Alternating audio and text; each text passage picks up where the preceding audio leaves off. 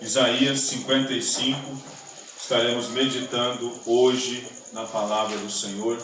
Creia que Deus ele tem uma palavra voltada para o teu coração nessa noite, em nome de Jesus. Isaías 55, vou esperar os irmãos acharem algo que o Senhor nos deu por esses dias.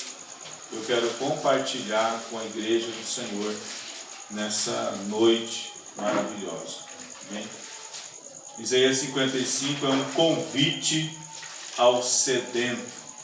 O Senhor, Deus Todo-Poderoso, Criador do céu e da terra, faz um convite para todos aqueles que são sedentos do Senhor.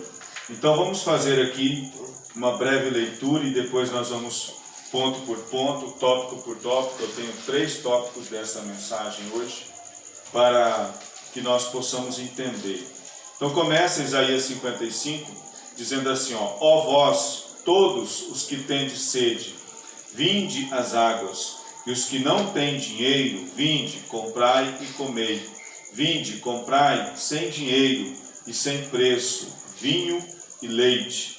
Por que gastais dinheiro naquilo que não é pão, e o produto do vosso trabalho naquilo que não pode satisfazer? Ouvi-me atentamente, comei o que é bom, e a vossa alma se deleite com a gordura. Inclinai os vossos ouvidos e vinde a mim, ouvi, e a vossa alma viverá.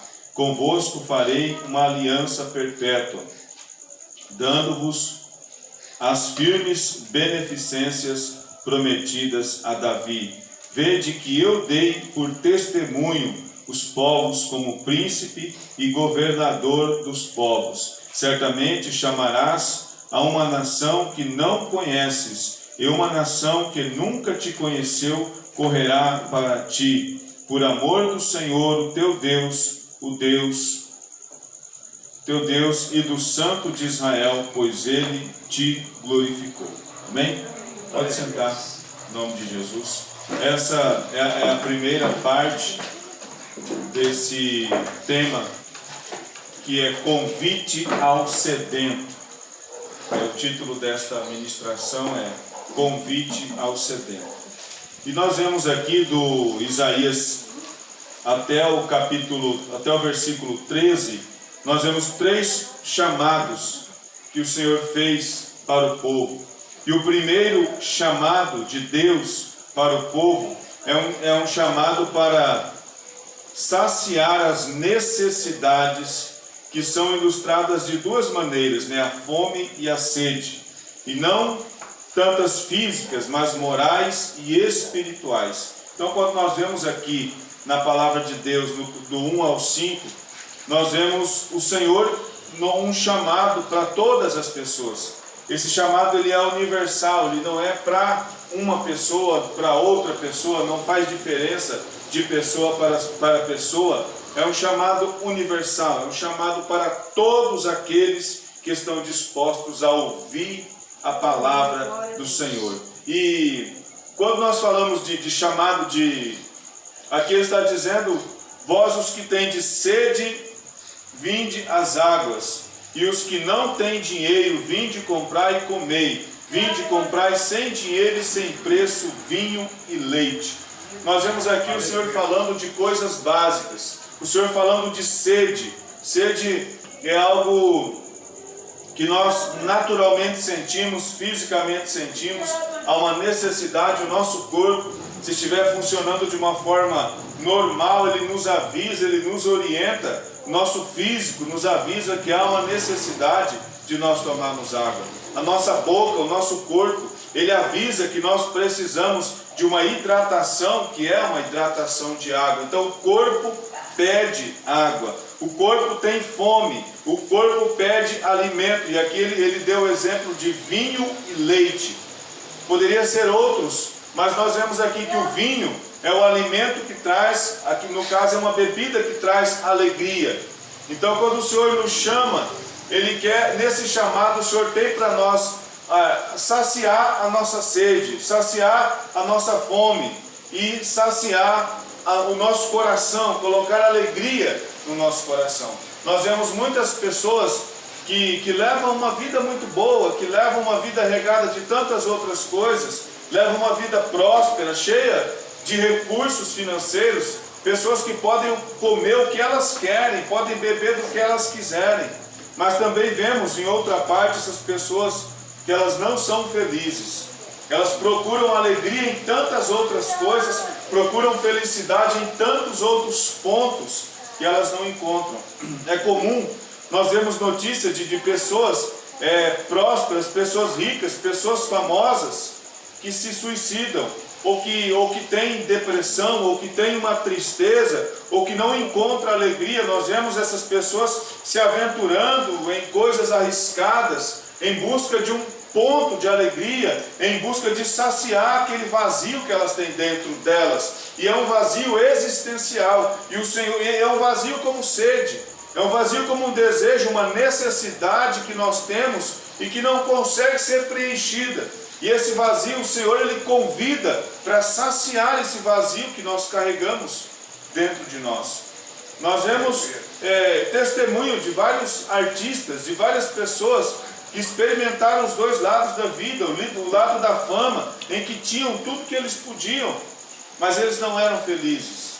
E aqui o Senhor nos orienta e nos mostra que o Senhor está presente, disponível para nós. E é um convite para todos aqueles que estão sedentos, que têm sede, que têm necessidade, não apenas física, porque o Senhor também atende às necessidades físicas, mas aqui é algo muito mais do que físico, é algo moral, é algo espiritual, é uma necessidade que o nosso corpo tem, uma necessidade de relacionamento com o Senhor. Nós sabemos que nós somos criados, irmãos, para se relacionar. Deus, quando Ele fez o homem à sua imagem e semelhança, Ele fez o homem para ter um relacionamento com Deus.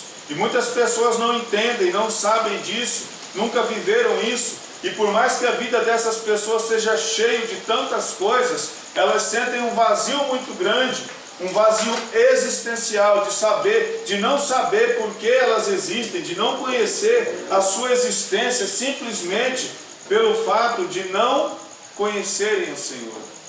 E quando conhecemos o Senhor, nós entendemos que esse vazio, essa sede, essa fome que temos dentro de nós é uma fome espiritual, é um desejo espiritual, é uma sede, é uma necessidade.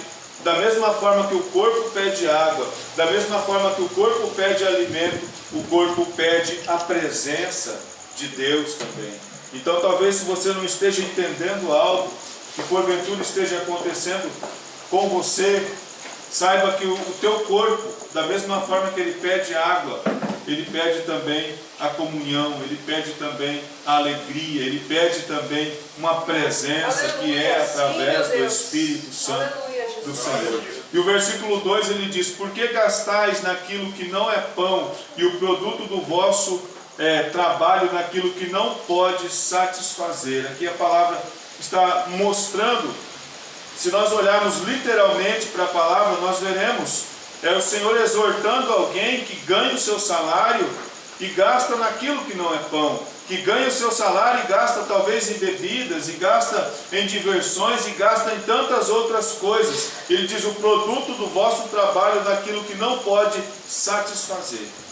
Muitas vezes nós ganhamos bem, nós temos uma boa renda e gastamos em tudo aquilo que não traz para nós alegria.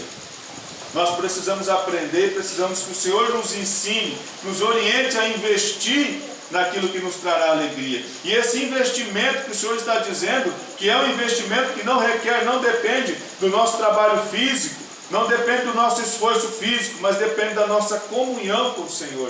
Então essa necessidade de gastar naquilo que não é pão é gastar o nosso tempo, gastar tantas outras coisas naquilo que não nos alimenta espiritualmente.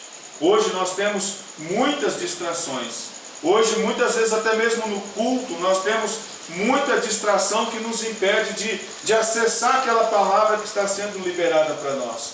Nós estamos gastando o nosso tempo naquilo que não nos alimenta espiritualmente. Estamos gastando a maior parte do nosso tempo naquilo que não traz benefício para a nossa saúde espiritual. E aqui o Senhor está dizendo: por que vocês gastam naquilo que não é pão? Ou seja, naquilo que não traz proveito, naquilo que não é um alimento saudável. Por que vocês gastam nisso? E no versículo 3 ele diz: inclinai os vossos ouvidos e vinde a mim. Aqui nós vemos, se nós olharmos o versículo 3, nós vamos entender que o versículo 2 não está dizendo apenas de alimento, mas está falando para nós de uma necessidade de nós irmos até o Senhor. E como que nós vamos até o Senhor? Nós vamos até o Senhor através da nossa oração. Nós vamos até o Senhor através do nosso pensamento ligado no pensamento do Senhor, através de procurar fazer a vontade do Senhor, procurar ouvir a palavra do Senhor. Aí nós estamos com acesso até o Senhor, quando nós damos ouvidos àquilo que o Senhor tem para falar. Inclinai os vossos ouvidos e vinde a mim, ouvi a vossa alma e viverá. Convosco farei uma aliança perpétua, dando-vos firmes beneficências prometidas a Davi. Davi tem uma promessa da parte de Deus. E essa promessa que o Senhor fez para Davi está liberada e disponível para nós também. Versículo 4 diz: vede, eu dei por testemunho aos povos como príncipes e ao governador dos povos. Certamente chamarás a uma nação que não conheces, e a uma nação que nunca conheceu, correrá para ti por amor do Senhor, o teu Deus, e do Santo de Israel, pois ele te glorificou. Há uma necessidade então, um chamado do Senhor, um chamado para saciar a nossa fome. O Senhor nos chama nesta noite, nos convida. Você que tem sede, você que tem fome, você que tem gastado naquilo que não é pão o teu tempo, o Senhor nos chama nesta noite para um relacionamento onde Ele pode saciar as nossas necessidades, onde Ele pode saciar a nossa fome, onde Ele pode saciar a nossa sede, onde Ele pode nos ajudar naquilo que nós precisamos e que o dinheiro não pode comprar. Essa parte aqui mostra bem claro, quando nós vemos aqui, que nós não precisamos gastar com essa compra. Ou seja, esse convite ele é feito para quem tem dinheiro, para quem não tem dinheiro, para quem tem recurso, para quem não tem recurso. E ninguém vai poder dizer no futuro: eu não fui ouvir, ou eu não dei ouvidos, eu não fui saciado porque eu não tinha dinheiro. Porque essa promessa de Deus não tem custo para nós. O preço dessa promessa foi pago por Jesus na cruz. Então ninguém vai poder dizer: eu era muito pobre, por isso que eu não conheci o Senhor. Ou eu era muito rico, por isso que eu não conheci o Senhor. O Senhor me discriminou por causa da minha condição financeira. Ou eu pude comprar aquilo que Deus estava me vendendo, que é a alegria dentro de nós. O dinheiro que eu tenho, o dinheiro que as pessoas têm, elas podem comprar coisas, mas de repente elas não compram a paz. E o Senhor está propondo algo que o dinheiro não pode comprar. É um espaço dentro do nosso coração. É um vazio que só é preenchido através do Senhor.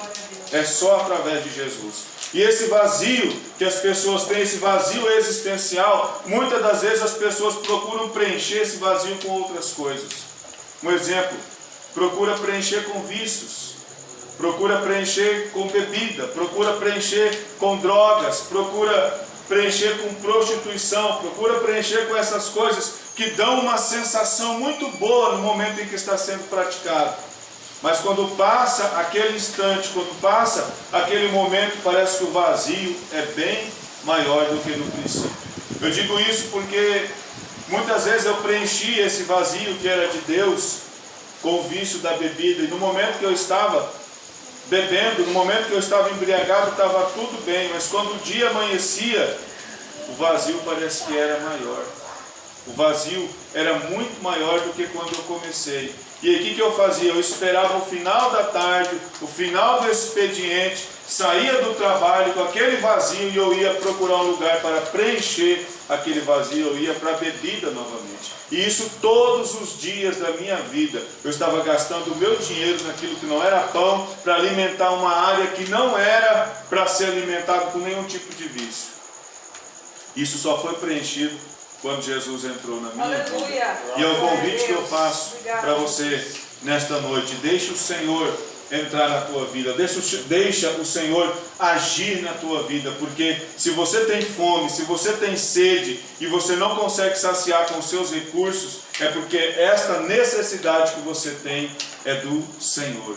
Você precisa entregar para o Senhor. O primeiro ponto, então, aqui é um chamado para saciar as necessidades. Nós vemos esses dois pontos ali no Salmo 42, que fala da sede.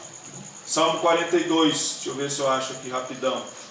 Salmo 42, em relação à sede, diz assim, 42:2: a minha alma tem sede de Deus, do Deus vivo, e quando entrei e me apresentei ante a face de Deus. Então o salmista estava dizendo aqui que a alma dele tinha sede de Deus, do Deus vivo, e essa sede de Deus não se mata tomando água, essa sede de Deus não se mata tomando refrigerante ou qualquer outra coisa, essa sede de Deus só se sacia com o Senhor. Glória a Deus. Em relação à fome, Salmo 23, ele fala sobre a fome, onde diz: preparas uma mesa perante mim, na presença dos meus inimigos, unge a minha cabeça com óleo e o meu cálice transborda. Ali está falando de fome, e essa fome não era algo que se saciava com uma boa refeição, mas era uma fome de Deus. A alma do salmista tinha fome do Senhor. E muitas vezes o nosso corpo denuncia, o nosso corpo avisa que há uma necessidade, há uma fome para ser saciada, há uma sede para ser saciado dentro de nós, e essa fome e essa sede é no Senhor. E o Senhor tem um convite para você que está sedento disso, em nome do Senhor. O segundo chamado, após ser chamado para saciar as necessidades, e isso o Senhor faz conosco, o segundo chamado é do versículo 6 ao 11, que é o chamado para reconciliação. O Senhor chama para alimentar, e o Senhor chama para reconciliar. Versículo 6: buscai ao Senhor enquanto se pode achar, invocai o teu nome enquanto está perto, deixai o ímpio o seu caminho, e o homem maligno os seus pensamentos. Converta-se ao Senhor, que se compadecerá dele, e torne para o nosso Deus, pois ele é grandioso em perdoar. Pois os meus pensamentos não são os vossos pensamentos, e nem os vossos caminhos os meus caminhos, diz o Senhor dos exércitos. Assim como os céus são mais altos do que a terra, e assim como os meus caminhos mais altos do que os vossos caminhos, os meus pensamentos mais altos do que os vossos pensamentos. Assim como descem a chuva e a neve dos céus, e para lá não tornam, mas regam a terra, e fazem produzir, brotar e dar semente ao semeador e pão ao que come. Assim será a palavra que sair da minha boca. Ela não voltará para mim vazia, mas fará o que desejo e prosperará naquilo que enviei. Olha o que o Senhor está dizendo para nós aqui, irmãos. Chamado para reconciliação. Olha o que Deus está dizendo no versículo 6. Buscai ao Senhor enquanto se pode achar. Que dia que eu posso achar o Senhor? Qual é o momento certo para eu buscar o Senhor? Hoje, nesse instante, é o momento certo para você buscar o Senhor. E será que se eu buscar o Senhor, eu vou encontrar? Muitas pessoas pensam que por causa da maneira que eles têm vivido, ou por causa da acusação que tem sobre as suas mentes, o Senhor fica distante delas. E aqui o Senhor está dizendo: invocai enquanto está perto. O Senhor, irmãos, Ele está perto, tanto do ímpio quanto do servo. Muitos de nós, às vezes, porque servimos ao Senhor, porque somos servos do Senhor, achamos que Deus está mais perto de nós do que daquelas outras pessoas. Mas não é assim o plano do Senhor para as nossas vidas. O Senhor está perto nessa época. Quando o Senhor diz que Ele está perto na dispensação em que nós estamos vivendo, que é a dispensação da graça, em que o homem pode encontrar o Senhor apenas dobrando o teu joelho, elevando os seus olhos para os montes, como diz o salmista, e buscando o Senhor de coração aberto, você pode encontrar o Senhor. O Senhor não está distante, o Senhor não está alheio às coisas que estão acontecendo, o Senhor não é indiferente das coisas que nós estamos passando, o Senhor está muito perto de nós, de cada um de nós. No dia de hoje o Senhor está próximo, ao alcance das nossas mãos. O Senhor está ao alcance das nossas mãos, porque Ele diz aqui: invocai-o enquanto está perto. Mas não é só isso, isso é o primeiro ponto para nós chegarmos ao Senhor. Isso é o convite, o segundo convite do Senhor ao arrependimento. Nós precisamos invocá-lo enquanto Ele está perto, mas depois que nós invocarmos o Senhor, há uma necessidade. O versículo 7 diz: deixai o ímpio o seu mau caminho e o homem maligno os seus pensamentos, e converta-se ao Senhor, que se compadecerá dele. E o que é isso? O que é um homem ímpio, uma pessoa ímpia? É aquela pessoa que não teme ao Senhor, é aquela pessoa que leva a vida da maneira que ela quer. E esta pessoa também, o Senhor está disponível para ela, o acesso de Deus está liberado para essa pessoa. Ela precisa buscar, e quando ela buscar, ela vai encontrar. E quando ela encontrar, o ponto dela é se converter, deixar o seu mau caminho. O que é uma conversão para quem dirige? Uma conversão é você virar. Você está indo aqui, podemos dizer que a pessoa está indo no caminho dela, e chega num determinado ponto, que é o ponto final do teu caminho, e você precisa se converter, fazer uma convergência para a direita. Converta-se do teu caminho, porque o caminho que o homem planeja para si só leva o homem para o abismo. O caminho que o homem planeja para atender à vontade da sua carne só leva o homem para a morte espiritual. E o Senhor está dizendo aqui que nós precisamos deixar o nosso caminho ímpio e converter, mudar a direção da nossa vida para o Senhor. E quando nós fizermos isso, o Senhor se compadecerá de nós. Então o Senhor aqui nos chama para um arrependimento de pecado, um arrependimento de obra, uma conversão, uma mudança de direção da nossa vida. E Ele diz: mas torne para o nosso Deus, pois Ele é grandioso em perdoar. Aleluia. Ontem, ou acho que era ontem, eu estava meditando nessa palavra. Eu até comentei com a Esther o que significa esse grandioso em perdoar. E aí veio aquela ministração no meu coração, que muitos de nós às vezes não conseguimos ter uma comunhão com Deus, não conseguimos ter um bom relacionamento com Deus, não conseguimos ter uma intimidade com Deus, porque em algum momento da nossa vida no passado nós tivemos erros que nós achamos que são imperdoáveis. Nós tivemos erros, e até mesmo depois de nos arrependermos, até mesmo depois de pedirmos perdão, talvez nós pedimos perdão, mas não mudamos a nossa atitude.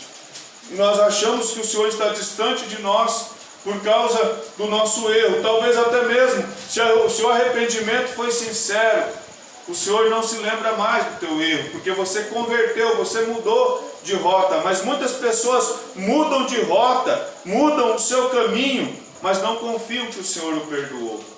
E aqui, quando a palavra diz assim: os meus pensamentos não são os vossos pensamentos, e nem os vossos caminhos são os meus caminhos, diz o Senhor ministrou no meu coração que muitas pessoas pensam a respeito de Deus que não há perdão para os seus pecados. E por conta disso, essas pessoas não conseguem uma comunhão, não conseguem seguir firme, não conseguem uma jornada com o Senhor. Mas o Senhor fala para nós, nesta noite, que os nossos pensamentos não são os pensamentos do Senhor.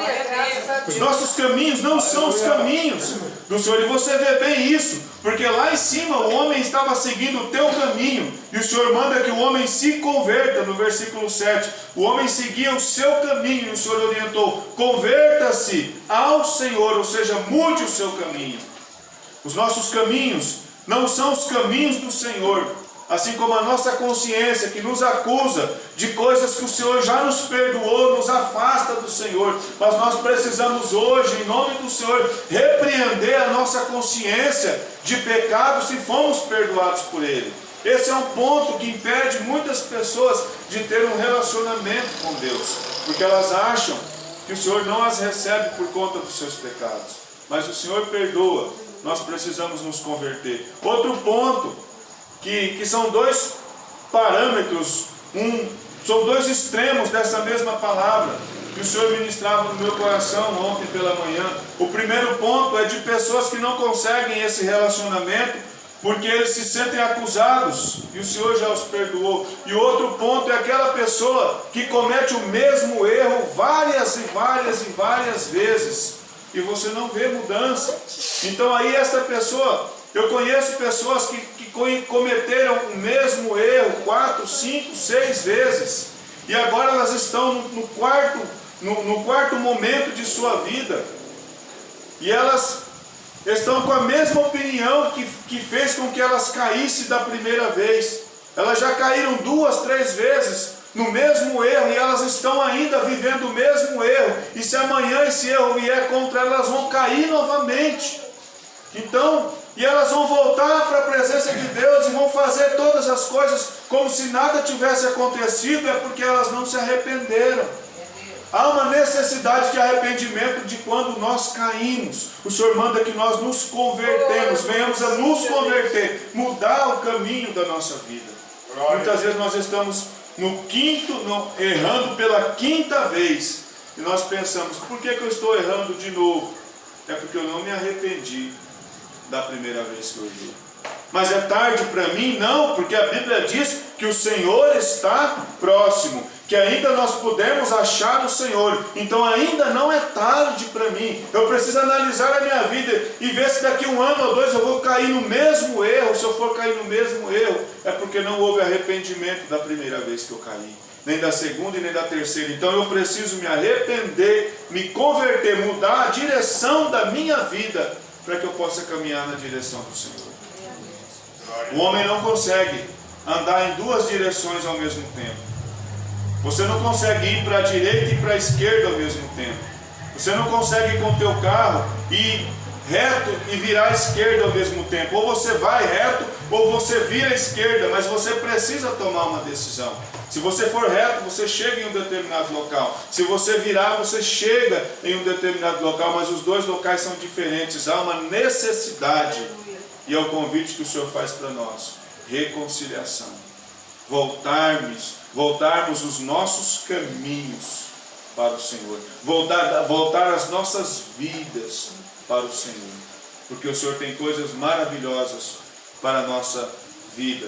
E esse segundo ponto que nós estamos falando, ele tem três pontos dentro desse segundo, que é a reconciliação. O primeiro é o reencontro com Deus, e isto é urgente. A pessoa que está no caminho, que necessita da reconciliação, ele precisa ter um encontro com Deus o mais rápido possível. O versículo 6 diz isso: buscai o Senhor enquanto se pode achar. É urgente a necessidade que nós temos de voltarmos para o Senhor. É urgente a necessidade de decisão na nossa vida para nós voltarmos. É algo que precisa ser feito ontem, era para ser feito ontem. Hoje nós já estamos atrasados, mas hoje ainda nós podemos nos reencontrar com o Senhor. O outro ponto desse tópico segundo é o arrependimento dos pecados. Nós precisamos reconhecer a nossa culpa. Muitas pessoas, irmãos, e hoje é muito fácil isso. Por que elas não mudam? Por que elas não têm a sua vida transformada? Porque elas não reconhecem os seus erros. Elas não reconhecem a sua culpa. Elas são sempre vítimas da circunstância. Elas são sempre vítimas da sociedade. Elas são sempre vítimas do casamento abusivo. Elas são sempre vítimas de alguma coisa. Mas elas não param, refletem, ponderam e assumem a sua responsabilidade naquele erro. O primeiro ponto para você endireitar a tua vida é começar a reconhecer as suas falhas, os seus erros. Eu tenho conversado com pessoas que questionam muito a questão da prosperidade. E eles aprendem que Deus é poderoso, estava comentando com a Esther, aprende que Deus é poderoso, que Deus tem que te abençoar, que Deus tem que te prosperar, que Deus tem que fazer você crescer, não é isso, Esther? Que Deus tem que te fazer tudo isso, como se Deus fosse um funcionário do homem. Eu estava dizendo para algumas pessoas que eu não concordo com isso. Eu não concordo que Deus tenha que fazer. Eu dei o meu próprio exemplo. Eu disse, olha, eu não posso reclamar de Deus por eu não ter uma profissão, não é culpa do Senhor, eu tive oportunidade, eu que não fui atrás. Eu não posso reclamar de Deus porque eu não tive uma faculdade, porque eu tive oportunidade. Eu poderia criar oportunidade, mas eu não criei. Deus não tem nada a ver com isso. Deus está me abençoando no padrão que eu escolhi, as minhas escolhas me trouxeram até aqui, eu vou viver pelas minhas escolhas, e Deus não tem culpa disso. E muitas vezes as pessoas culpam Deus pelas escolhas que elas fizeram. E é como se Deus nunca resolvesse, nunca vai resolver o problema de pessoas que não admitem os seus erros. Nós precisamos ser adultos o suficiente para admitir que erramos, e os nossos erros nos trouxeram aonde nós estamos, com as dificuldades que nós temos, com os problemas que nós temos, foram as nossas escolhas que foram erradas.